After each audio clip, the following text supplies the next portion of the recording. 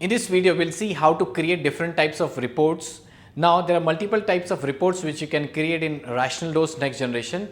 Let us say if you want to create an audit history, a traceability report, a requirement specification report, and so on. So let us see that how do we create it. So first thing is I'll just go to this report and click on this generate report. Now, I've taken a JK banking sample application. So I've got this 5 different types of reports. Based on your project which you have taken, the template, the reports might keep on changing. It can be less or minus or plus or minus here. So now first thing is I'll take about the audit history. Suppose if I want the changes made to particular document, I want that history about it. So I can select this audit history and I can click on this next.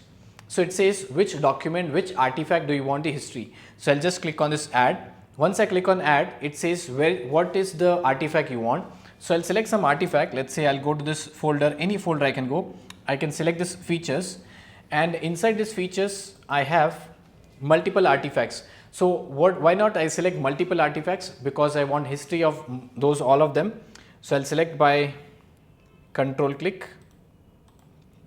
Yeah, let's say I've selected 6 different artifacts. Now I want audit history about all this. I'll just click on this OK button, and once I click on OK button, I have all these artifacts. If you still think you want to add or remove, you can select this options. After that, we'll go to this third step. There are total 5 steps.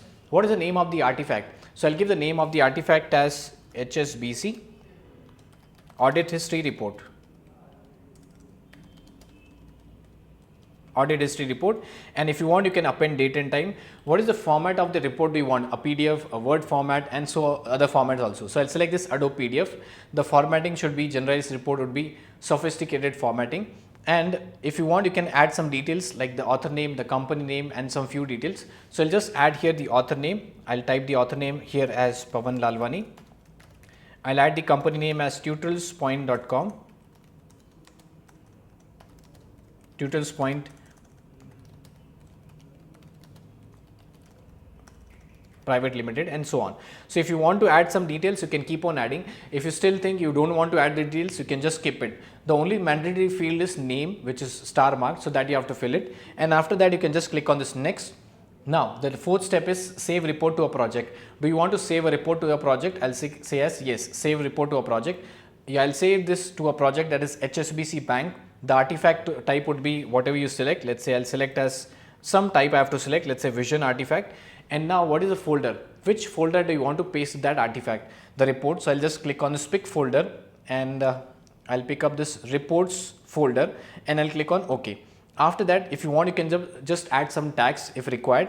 And the last step is you have to just click on next, click on finish. So this way a report will be generated. Since there are 5 documents, so it should take some time.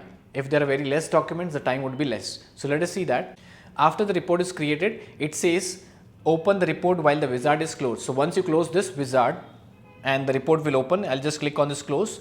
Now if you see, this is a PDF document which is created, that is the audit history, and the project name prepared by Pavan Lalwani, the time and date, everything is given here.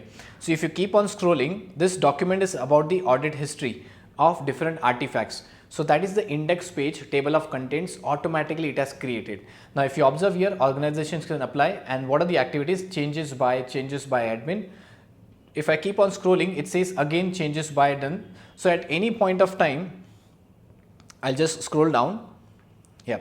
So you can see that is the details organization can apply. That's the artifact. These are the details about that artifact, the type, the project, the created on. And if you want to see the changes, you can see changes by Pavan L, changes by admin. What are the changes done by admin? These are the changes. So if you keep on scrolling, you will get changes about all the artifacts, whatever you have selected.